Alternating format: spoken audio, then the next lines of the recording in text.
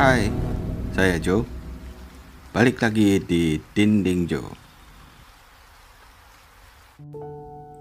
Welsin Garcia Mireles adalah seorang ibu muda berusia 26 tahun yang tinggal di kota Grand Prairie, Texas. Dia dan keluarganya aslinya berasal dari kota Monterrey di Meksiko. Ketika Garcia duduk di kelas 2 SMP, dia dan saudara kembarnya yang bernama Atsini Mireles pindah ke Texas, Amerika Serikat. Terlihat jelas, mereka ini sangat dekat, karena mereka selalu berdua melakukan kegiatan bersama-sama. Banyak orang di kota mereka yang mengatakan bahwa Garcia adalah orang yang sangat baik dan perhatian. Wajahnya yang cantik selalu tersenyum. Selain itu, dia juga tidak pernah mementingkan dirinya sendiri dan selalu mengutamakan orang lain. Karena karakternya yang baik ini, banyak pria yang jatuh cinta pada Garcia. Hingga suatu saat, Garcia akhirnya jatuh cinta dengan seorang pria berusia 28 tahun yang bernama Alfonso Hernandez.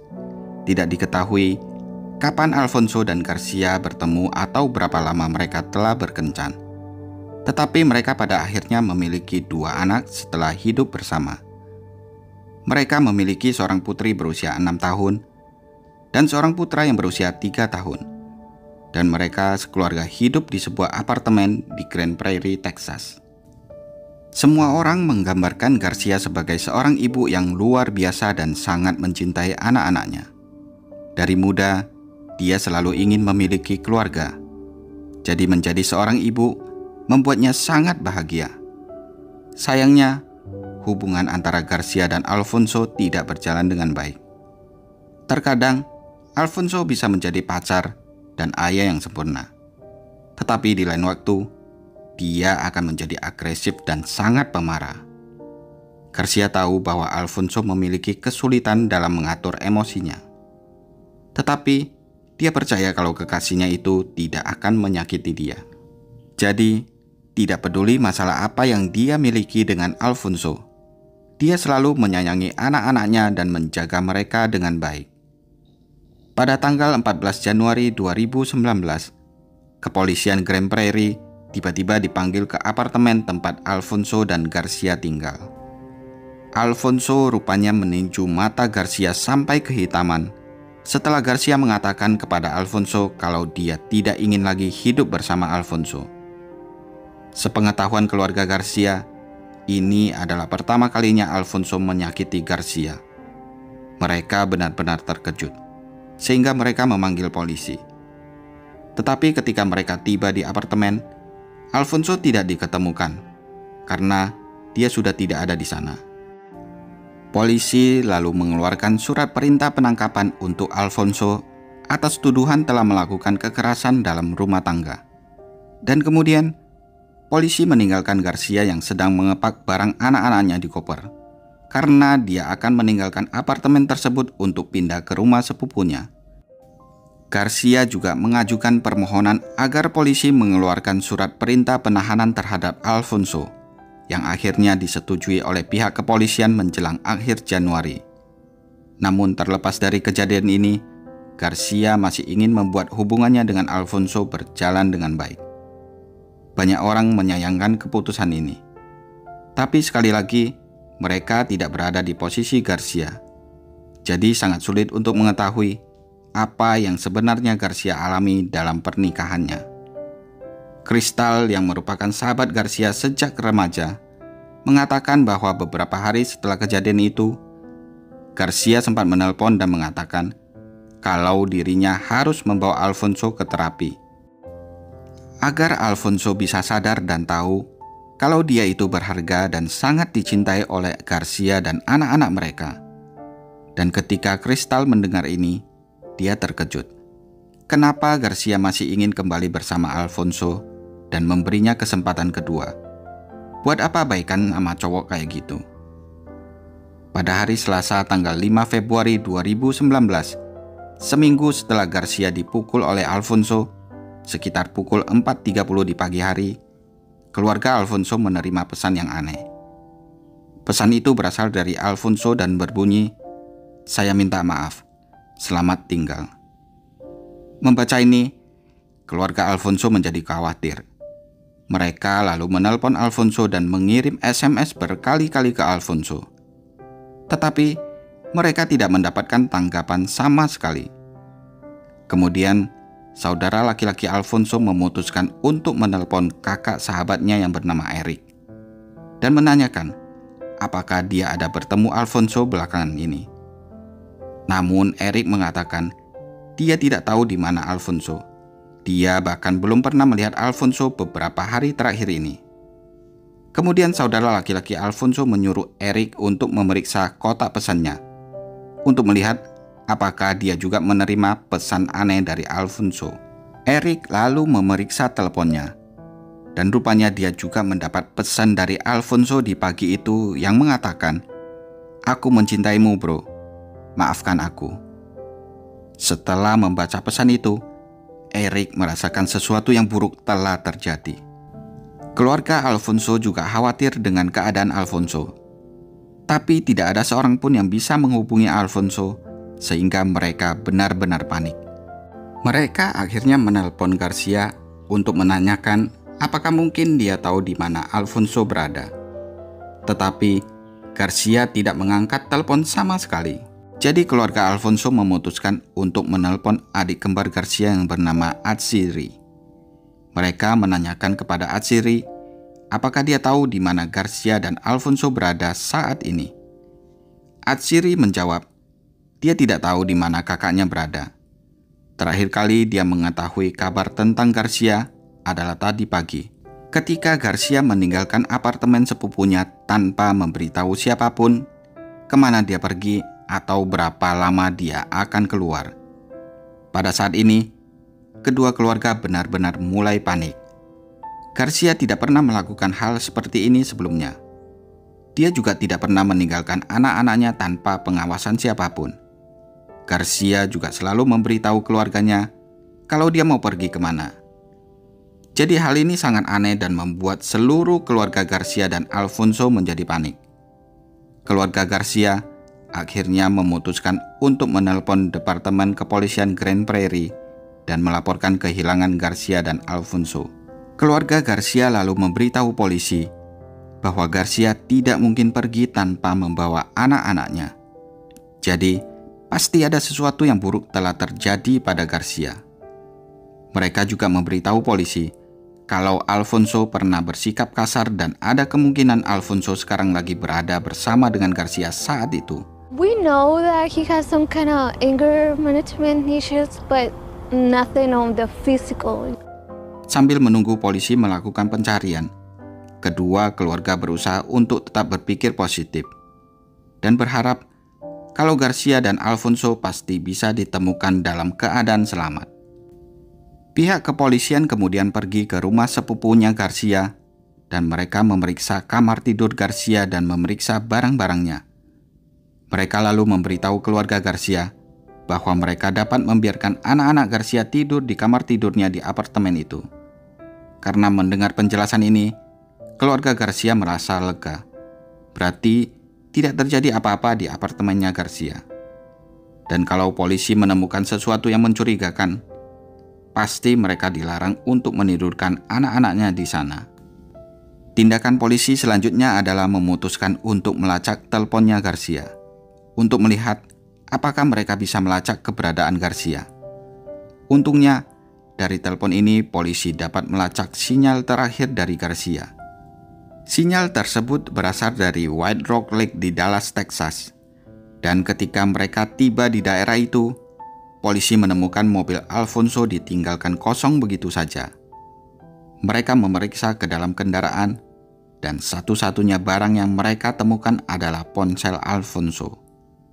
Mereka tidak menemukan dompetnya, barang-barangnya, atau apapun yang dapat membantu penyelidikan ini. Especially since the car was found out here. Take a look at this. We're going to push in actually over in this parking lot, but the car wasn't parked in a parking space. Instead, it was kind of parked by the exit, like they were leaving and then just stopped and got out of the car. Now, ketika keluarga diberitahu tentang penemuan ini, mereka mulai semakin khawatir bahwa sesuatu yang jahat telah terjadi pada Garcia. Mereka berpikir bahwa mungkin Alfonso telah menculik Garcia dan Alfonso lalu berganti mobil dan sekarang dalam pelarian ke suatu tempat. Bahkan Eric mengatakan bahwa begitu dia mendengar bahwa Alfonso dan Garcia menghilang, dia langsung tahu bahwa Alfonso pasti sudah membunuh Garcia. Meski begitu, pihak keluarga masih berharap kalau Alfonso dan Garcia dapat ditemukan dalam keadaan selamat.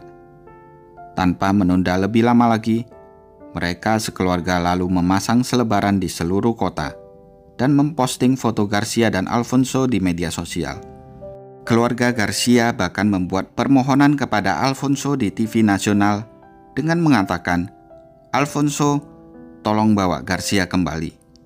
Jika kamu tidak ingin kembali ke keluargamu, tidak apa-apa. Tapi saya yakin saudara perempuan saya ingin kembali ke anak-anaknya. Tolong bawa saja saudara perempuan saya, hidup atau mati. Beritahu kami sesuatu. Yang hanya kami inginkan dan kami butuhkan adalah jawaban untuk anak-anak kalian."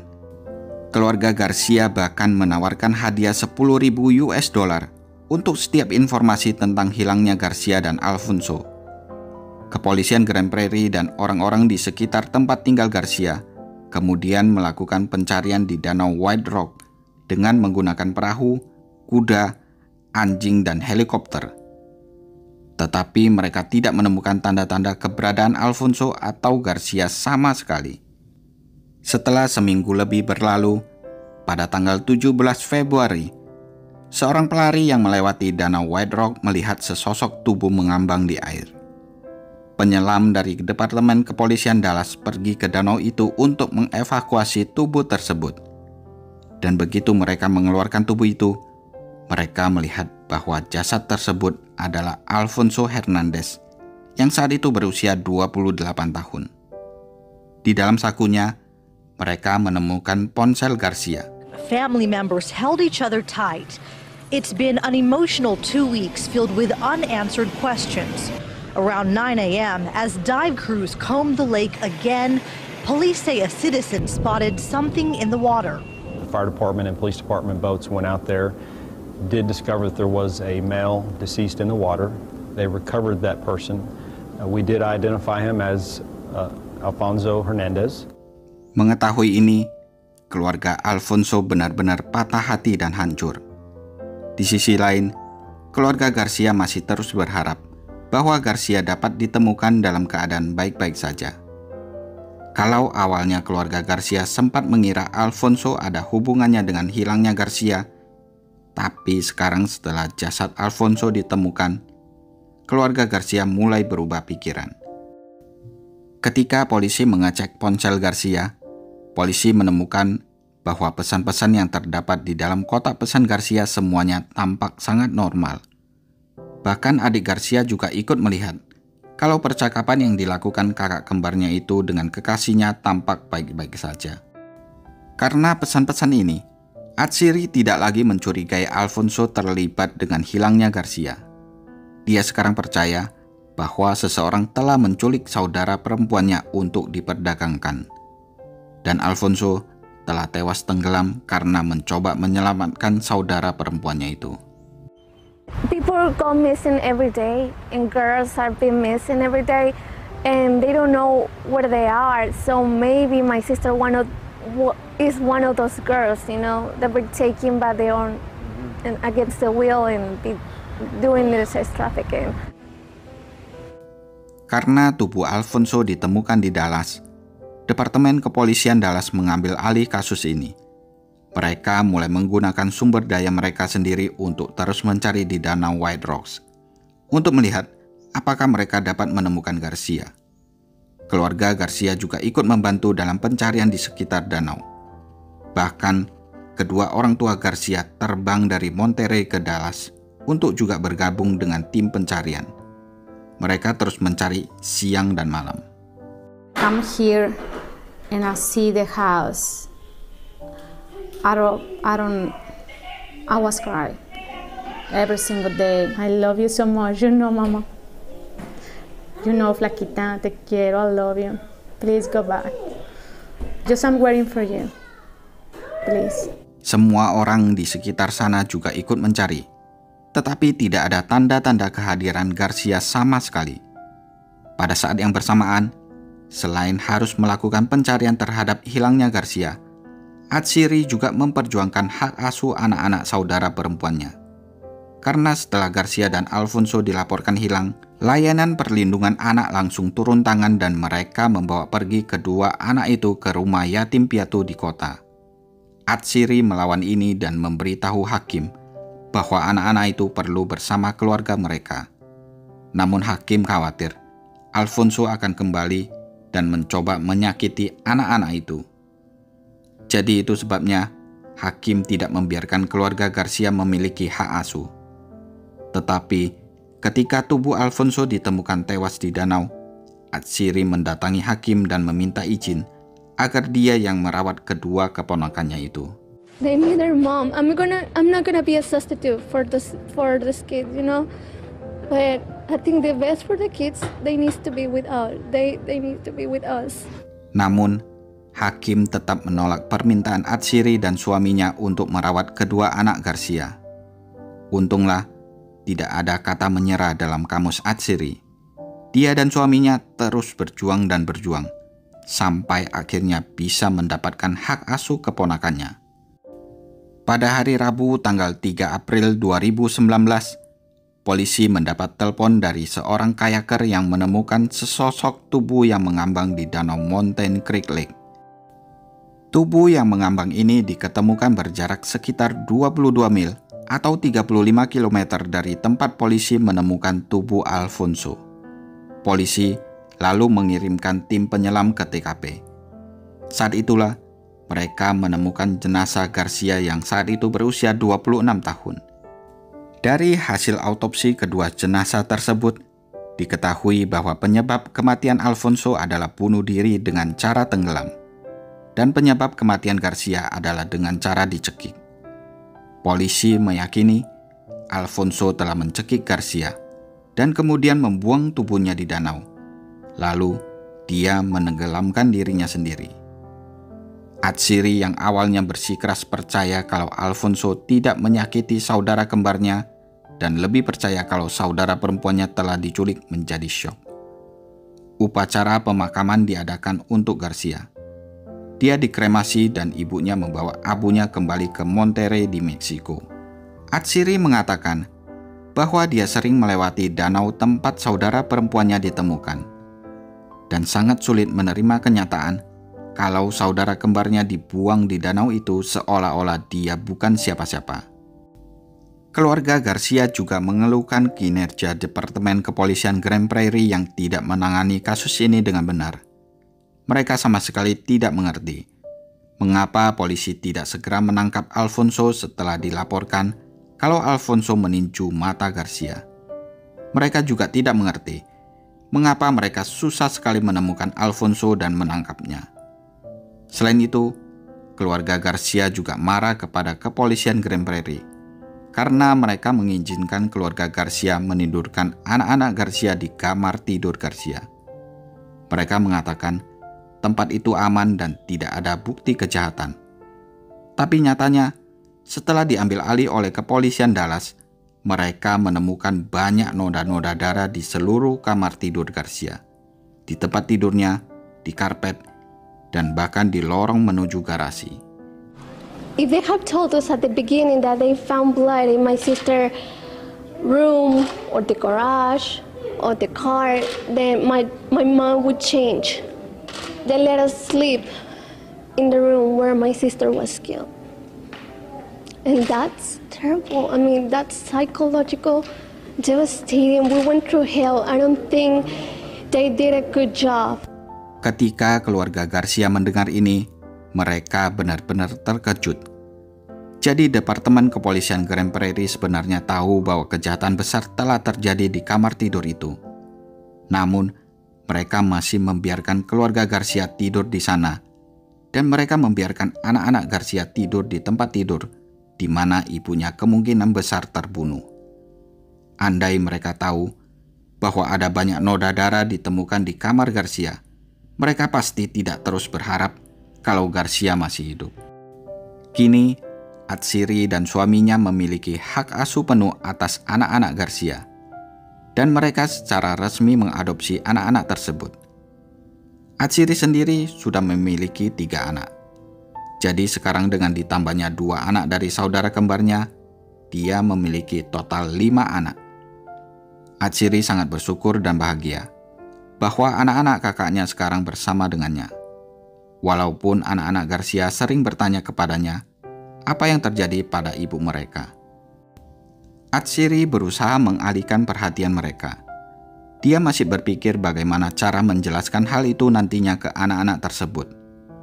Teman-teman Garcia membuka akun di GoFundMe untuk mengumpulkan dana demi membantu biaya pendidikan anak-anak Garcia.